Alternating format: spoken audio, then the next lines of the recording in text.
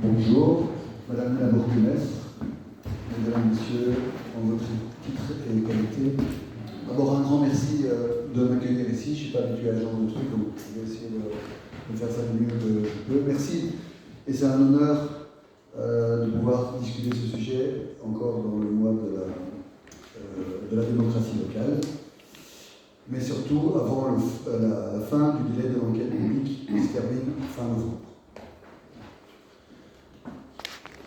Je consens à être filmé également pour la séance. Nous, citoyens de Kuckelberg, interpellons ce jour le collège communal au sujet du projet Broustin.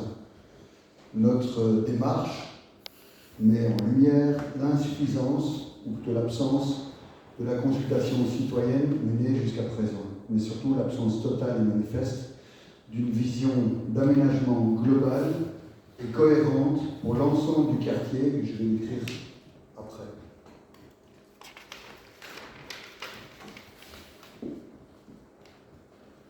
De manière liminaire, il est utile de rappeler que la précédente mouture du projet Broustin avait suscité un rejet massif des habitants des 3 communes impactées. Le projet nouveau, actuel, qui n'est nouveau que par son appellation, n'apporte pas de modifications substantielles et ne répond en rien aux principales conséquences décriées qui ont mené aux plus vives oppositions. Nous faisons notamment référence à la suppression idéologique de dizaines de places de stationnement dans un secteur déjà fortement saturé. Ce projet Broustin engendre, selon nos analyses, 5 conséquences majeures. La suppression avouée d'environ 40 places de parking supplémentaires dans le quartier, mais ce chiffre est potentiellement sous-estimé puisque tout le monde n'a pas de voiture de 3 mètres. Quand on calcule les places réelles, on arrive à une suppression supérieure. La création d'une placette à Nicordi en haut de l'avenue, censée redynamiser l'activité Horeca, alors que l'on a constaté l'effondrement de l'activité Horeca en même temps que le bouclage de ce quartier.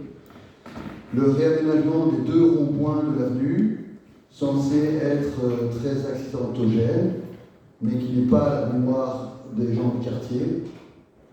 Et l'établissement d'une ligne droite centrale à travers tout l'avenue Broustin pour les engins électriques, trottinettes, vélos, engendrant d'autres conséquences néfastes dans certains points. 4. La réouverture du bas de l'avenue aux résidents via un système de contrôle par caméra, c'est-à-dire un accès gratuit pour les ayants droit, une version moderne de taxe de passage comme au Moyen-Âge ou dans d'autres continents quand on se fait arrêter par la police. Et je ne parle même pas des notions de liberté de circulation ou de secret de la vie privée. Et 5, quelque chose qui nous tient à cœur, puisqu'on a eu déjà l'occasion d'en discuter, un aménagement spécifique dénué de cohérence entre l'avenue Broustin et son pendant symétrique, l'avenue Segers. L'ensemble de ces aménagements s'appuie sur des études partielles, voire partiales. Ces documents présentent le projet comme un quartier autonome, quartier Broustin, alors qu'il ne s'agit que d'une avenue faisant partie intégrante d'un ensemble urbain plus vaste que nous désignerons par la suite comme le quartier dans mon exposé. Ce secteur est historiquement connu sous les dénominations quartier Léopold, fin 19e, ou quartier royal de Kuckelberg lors de sa création. En effet, ce quartier est intimement lié à l'histoire de Kuckelberg. Bien que sa superficie s'étende sur 3 communes, sa majeure partie se situe sur le territoire de Kuckelberg.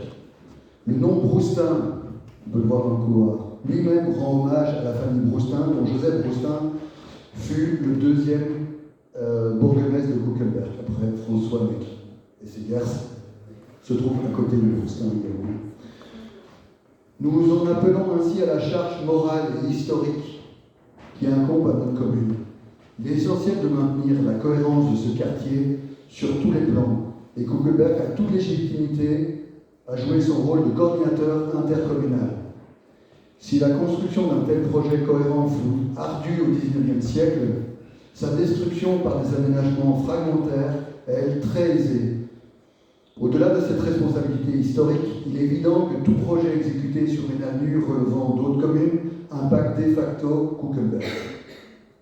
Sur le plan historique, il convient de rappeler succinctement qu'il s'agit de l'un des derniers quartiers d'extension de la ville de Bruxelles, conçu sous l'impulsion de Léopold II et sous la direction du grand urbaniste Victor Besme. D'un modèle d'urbanisme typique caractérisé par des jeux de perspective, des points de fuite, des plans géométriques et une symétrie.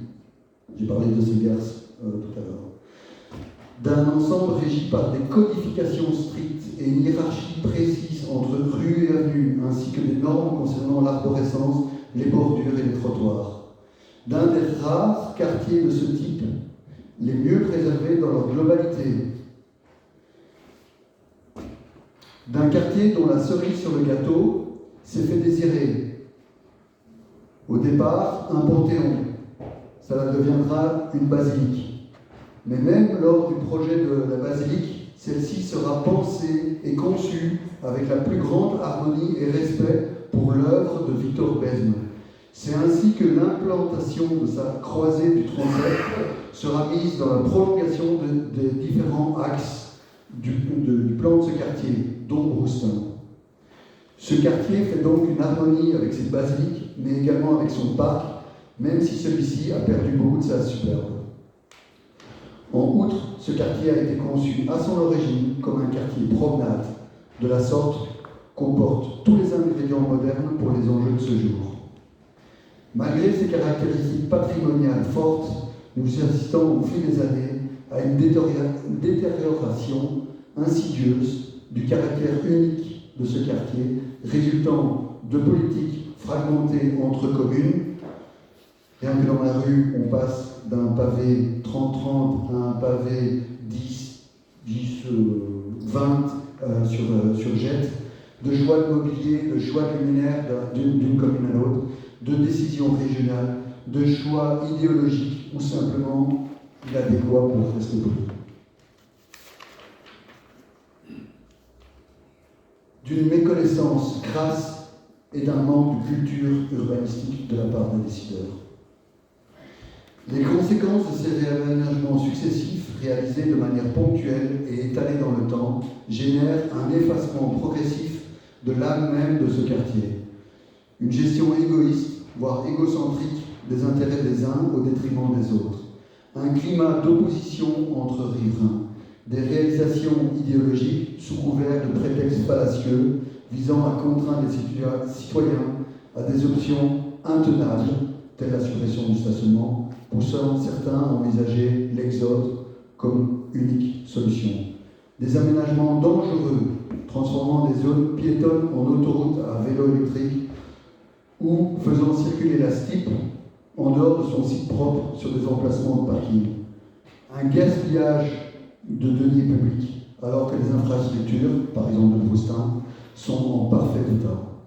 Des aménagements laids, comme dans la rue Jules Besme, ou mal conçus dans sa symétrique rue Vanderborg, où à chaque grosse pluie, cela inonde les maisons.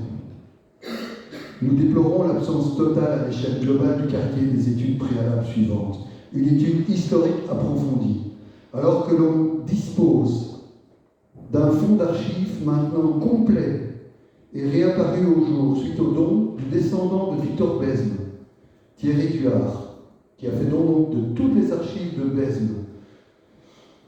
Une étude d'urbanisme complète, une étude d'impact sur la circulation et le stationnement. Une étude d'impact économique et touristique, une étude interprojet. En somme, il manque une véritable démarche scientifique pour opérer les choix qui s'imposent pour ce quartier. Des choix durables et respectueux, tant des citoyens que du patrimoine qui nous a été légué. Or, tout débat de fond est sciemment évité par le jeu de renvoi des responsabilités entre communes ou vers régions.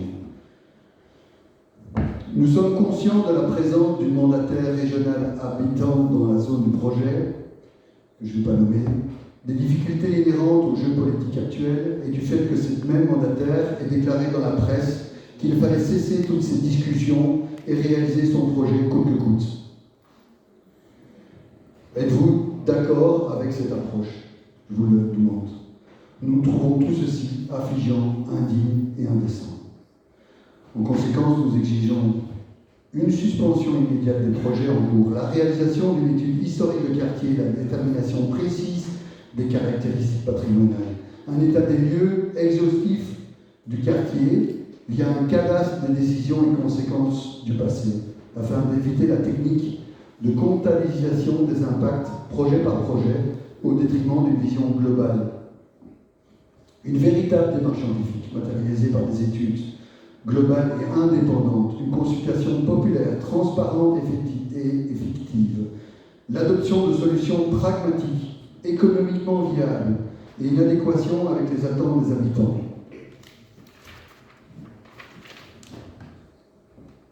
Par opposition à des solutions idéologiques hors de prix et contraires à la vie naturelle, l'arrêt des escroqueries intellectuelles et de la langue de bois, l'élaboration d'une véritable vision globale. En somme,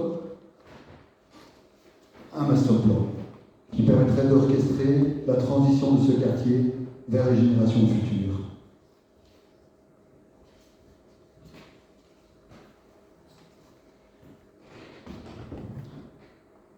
On tient aussi à vous informer que nous ne serons pas muselés par des menaces telles que, et on l'a entendu, ce projet est à prendre, sinon un projet pire encore pourrait être imposé, ou d'autres propos déjà entendus. Nous maintenons nos interpellations, car même si ce projet devait se réaliser comme nos volontés, nous nous entrevoyons déjà malheureusement les projets désastreux suivants.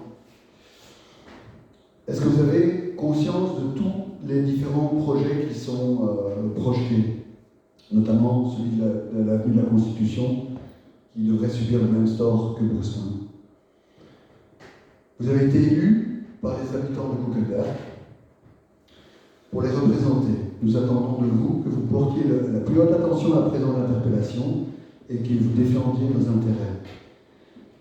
À l'issue de cette interpellation, nous demandons à être associés au processus que vous initierez.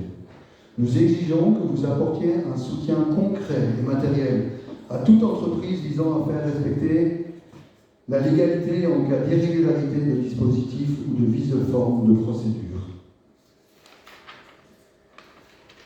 Nous exigeons la preuve des actions concrètes, pas blabla, qui seront entreprises.